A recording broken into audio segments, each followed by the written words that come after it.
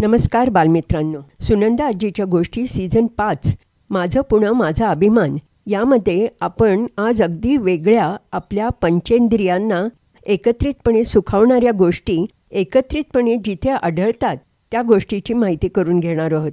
आणि ती म्हणजे आपल्या पुण्याची मंडई महात्मा फुले मार्केट.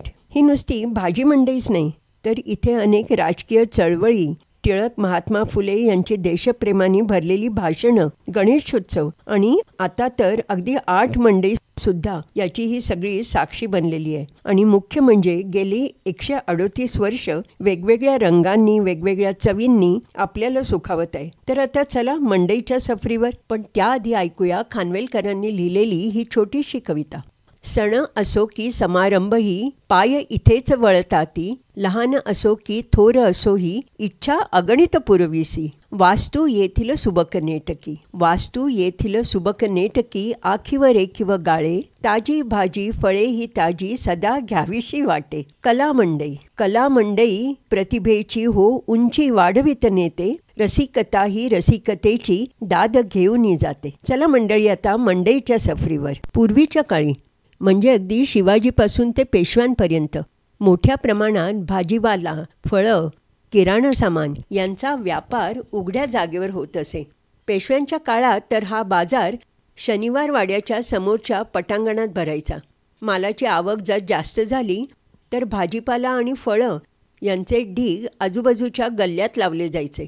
पण ह्यावर आता काहीतरी उपाय शोधणं नक्कीच गरजेचं होतं. शेवटी खूप विचारांती बाजारासाठी बंदिस्त डोक्यावर छप्पर असणारी जागा असावी असं ठरलं. आणि मग पुण्यामध्ये मध्यवस्तीत गाडीखाना ते शनिपार येथे पेशव्यांचे सरदार खाजगीवाले यांच्या मालकीच्या जमिनीवर रे मार्केटची स्थापना झाली. तो दिवस होता 5 ऑक्टोबर 1886 आणि अर्थातच मुंबईचे गव्हर्नर होते लॉर्ड रे. हे मार्केट जे बांधलं गेलं आहे ते आहे 1.05 एकर एवढ्या मोठ्या जागेवरती. आणि त्याची फ्लोअर एरिया किंवा कार्पेट एरिया म्हणाल तर ती आहे 4279.9 स्क्वेअर मीटर. या अप्रतिम वास्तूचं डिझाईन केलं गेलं वॉल्टर ड्यूक यांनी आणि त्याचं एक्झिक्युशन म्हणजे ही कागदावरील संकल्पना प्रत्यक्षात आणली ती त्यावेळचे चीफ इंजिनियर राव बहादूर बापूजी कानिटकर आणि रावसाहेब नरसो रामचंद्र गोडबोले यांनी. या मंडईला महात्मा फुले यांनी सुरुवातीला विरोध केला होता.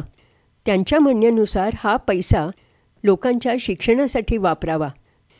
पण अखेर तिथे मार्केटच उभं राहिलं.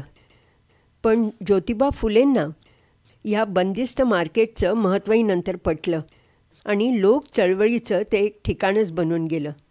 1932 साली आचार्य अत्रे यांच्या पुढाकाराने या रे मार्केटचं नामकरण झालं महात्मा फुले मार्केट.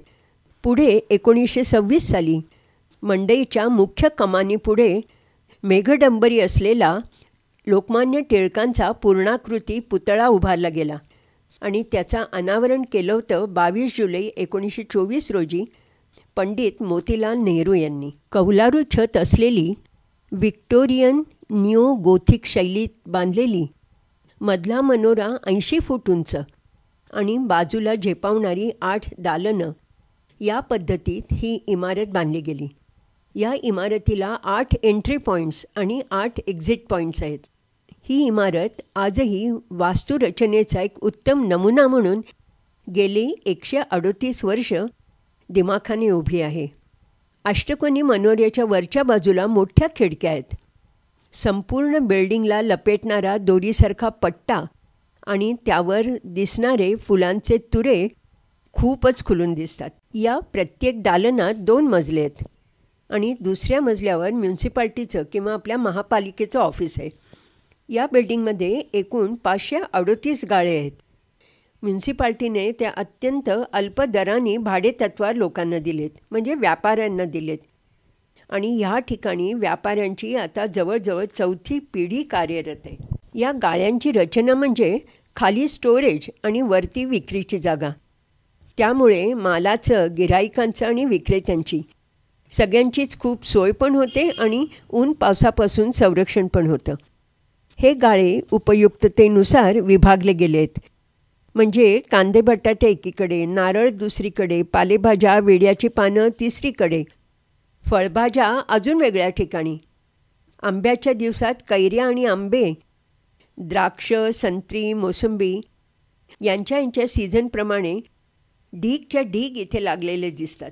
हे रे मार्केट म्हणजेच आपली फुले मंडई जेव्हा लहान पडायला लागली तेव्हा त्यावेळचे गृहमंत्री यशवंतरावजी चव्हाण यांच्या हस्ते बैठ्या मंडईचं अनावरण केलं गेलं आणि त्यांनी तो मान आपल्याबरोबर एका श्रमजीवी माणसाला म्हणजे एका हमालाला देऊ केला. मंडई जरी राजकीय चळवळींचा आखाडा असली तरीसुद्धा मंडईतली माणुसकी ही अगदी पहिल्यापासून आहे. इथे अगदी सर्व लहान थोरांचा विचार होईल अशा गोष्टी मिळतात. पूर्वी शेतकरी आपला माल घेऊन बैलगाडीतून आल्यावरती त्याची स्वतःची कामं होईपर्यंत बायका मुलांसाठी आर्यन आणि मिनर्वा यासारखी सिनेमा थिएटर्स होती. स्त्रियांची बांगड्यांची हौस पूर्ण व्हावी म्हणून बांगड्यांची अनेक रंगीबेरंगी दुकानं होती. तसंच नवरदेवाला तर मुंडावळी, कट्यार आणि मुलींसाठी गौरीपूजन, तोरण, मोत्यांचा नारळ, बिंदी यासारख्या अनेक गोष्टी इथे मिळायच्या. आणि खरं तर मिळायच्या नव्हेत, अजूनही मिळतात. मंडईचा परिसर जसा ताज्या भाज्यांनी आपल्याला खुणावतो तसंच या अशा रंगीबेरंगी वस्तूंनी भरगच्च भरलेल्या दुकानांनी तेही आपल्याला खुणावत असतात किंवा खूप आकर्षित करतात. घरगुती वापराचं साहित्य, किराणा सामान तसंच पूजा वेगवेगळ्या, नवरात्र, गणपती यासारखे सण हे साजरे करताना लागणाऱ्या गोष्टी नवीन पद्धतीप्रमाणे इथे लावलेल्या आढळतात आणि आजकाल तर त्याचं एक किटसुद्धा आपल्याला इथे मिळतं. मंडईचा गणपती उत्सवही तेवढाच महत्त्वाचा. मूळ गणपती आणि शारदा यांच्या मूर्ती कागदाच्या लगद्यापासून बनवलेल्या आहेत.